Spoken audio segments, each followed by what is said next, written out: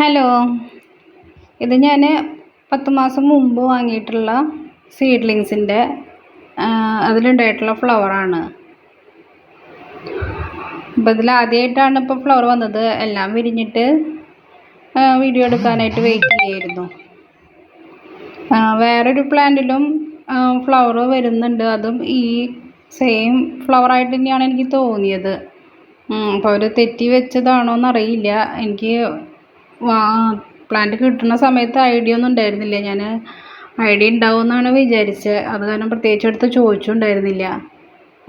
ഇനിയിപ്പോൾ 2-3 പ്ലാന്റിൽ വേറെ മുട്ടും വന്നിട്ടുണ്ട്. ഇനി ഫ്ലവർ വന്നാലേ അത് ഏതാണെന്ന് അറിയാൻ പറ്റുള്ളൂ.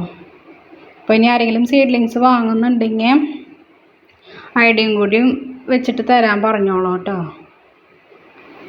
സബ്സ്ക്രൈബ് ചെയ്യാത്തവർ സബ്സ്ക്രൈബ് ചെയ്ത് ലൈക്ക് ചെയ്തോളൂ. Thank you.